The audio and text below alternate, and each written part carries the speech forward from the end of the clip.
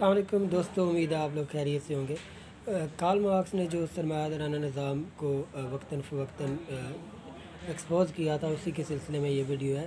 وہ کہتا ہے کہ گردشی رقم یعنی کاروبار میں لگے ہوئے سرمایہ پر معقول منافع حاصل کرنا سیدھا سادہ کاروبار ہوتا ہے، لیکن شرح منافع پر زائد شرح منافع حاصل کرنا سیدھا سادہ کاروبار نہیں بلکہ نہایت پیچیدہ قسم کا جوا کہلاتا ہے، جو کیپٹلزم اور آج کے لبرل کیپٹلزم کی بنیاد ہے۔ یہی زائد شرح منافع سامراجیت کا وہ ٹول یا ہتھیار ہے جس کے ذریعے بورژوائی طبقہ پرولتاریہ کی گردنوں میں غلامی کا اندیکھا توک ڈال کر ان سے بگاڑ لیتا ہے، یہاں تک کہ محنت کش کو اپنی سانس بھی گروی رکھنی پڑتی ہے، تب جا کر کہیں زندگی کی گاڑی حرکت میں آ پاتی ہے۔ آپ لوگوں کو یہ بات بڑی عجیب لگتی ہوگی کیونکہ یہ کافی کمپلیکس قسم کی سائنس ہے، لیکن یہ حرکت نہایت ہی خفیف ہوتی ہے اور محنت کش چند سو روپوں کے لیے جان توڑ محنت کرتا ہے، جس کی عوض اسے بقدر ضرورت نہیں بلکہ سرمایہ دار کی مرضی کے مطابق محض اس قدر مل پاتا ہے کہ وہ ایک وقت کی روٹی کسی ترکاری کے ساتھ کھا سکے اور باقی ضروریات زندگی کے لیے ساری زندگی ترستا پھرے۔ کبھی اس کے پاس علاج کے لیے پیسے نہیں ہوتے، کبھی اس کے پاس تعلیم کے لیے پیسے نہیں ہوتے۔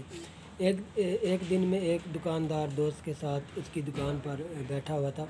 ایک نوجوان خاتون جو ہے وہ دو بچوں کے ساتھ دکان میں داخل ہوئی۔ ایک بچہ اس نے اٹھایا ہوا تھا جو تقریباً 1 سال کا تھا، بچی 3 سال کی ہوگی تقریباً۔ دکان میں کچھ اور گاہک بھی تھے۔ میرا دوست انہیں نپٹا رہا تھا جبکہ خاتون اپنی باری کا انتظار کر رہی تھی۔ میں نے دیکھا دونوں ماں بیٹی آپس میں جو ہے وہ خسر پھسر کر رہی تھی۔ بیٹی بسکٹ کے کچھ ڈبوں کی طرف آنکھوں سے اشارہ کر رہی تھی۔ اس پیاری سی بچی کی آنکھوں میں ایک بجھی بجھی سی التجا تھی، جبکہ ماں کی آنکھوں میں سلگتی ہوئی سی مجبوری کی نمی تیرتی ہوئی نظر آ رہی تھی۔ صاف پتہ چل رہا تھا کہ مختلف عمروں کی دو خواتین اپنی آرزوؤں، اپنی مجبوریوں سے نبرد آزما ہیں۔ ایک بچپن کی معصوم خواہش پر مچل رہی تھی اور دوسری جیب کی آگہی کی آگ میں سلگ رہی تھی۔ بالآخر آگہی کی آگ نے بچپن کی معصوم خواہش کو جلا کر بھسم کر دیا اور خاتون بچے کے لیے دودھ اور پیمپر لے کر تیزی سے دکان سے نکل گئی۔ بچی بھی اداس چہرہ کے لیے بوجھل قدموں سے ماں کے پیچھے پیچھے دکان سے نکل گئی، لیکن صاف دکھائی دے رہا تھا کہ اس کا معصوم سا جو دل ہے وہ چاکلیٹ اور بسکٹ میں ہی اٹکا ہوا تھا۔ اب یہاں پہ آپ لوگوں کو مزید بات سمجھ آ گئی ہوگی کہ کس طرح یہ سرمایہ دارانہ نظام غریبوں کی خواہشات کے ساتھ، غریبوں کے جذبات کے ساتھ کھیلتا ہے۔ یہ ابلیسی نظام سرمایہ دار کا وہ مکروہ کھیل ہے جو اس نے انسانی طبیعت کو دیکھ کر رچایا ہوا ہے کہ منڈی میں زائد ضروریات اشیاء کا انبار لگا رکھا ہے۔ اس انبار میں اتنی ٹیمپرس، اتنی دلکشی ہے کہ انسان انہی کے حصول کو زندگی کا محور بنائے ہوئے ہے اور سرمایہ داری کی غلامی کرنے پر مجبور ہے۔ آج کے انسان کا المیہ یہ ہے کہ وہ اس جال میں پھنس کر خدا کا باغی اور مخلوق خدا کا دشمن ہو گیا ہے۔ اسے سوائے حصول مایا کے اور کچھ دکھائی نہیں دیتا، حتیٰ کہ مایا کے حصول کی دوڑ میں وہ اپنی جائے رہائش پر پرتھوی یعنی زمین اور ماحولیات تک کو بھول چکا ہے۔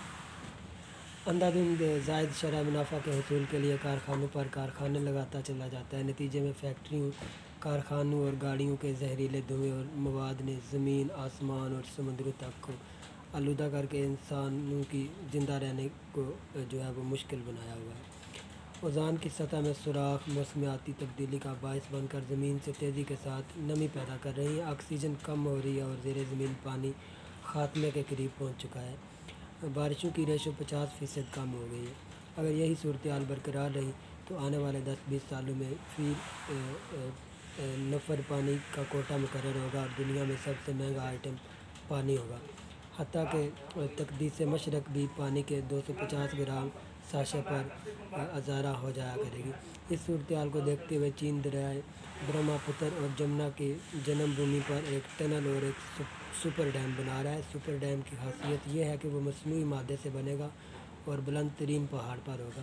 ٹنل کے ذریعے پانی واپس چین کے شہروں کو موڑ دیا جائے گا، جس کی وجہ سے بھارت اور بنگلہ دیش میں بہنے والے یہ دونوں دریا نشان ماضی بن کر رہ جائیں گے۔ اس صورتحال کے پیش نظر مودی نے پاکستان کے واٹر کمیشن کو دلی آنے کی دعوت دی اور چین کو ڈیم نہ بنانے پر راضی کرنے کی منتیں کر رہا ہے۔ ادھر حکومت ایک بار پھر کشمیر پر دھوکہ کھانے کے بعد سنبھل چکی ہے۔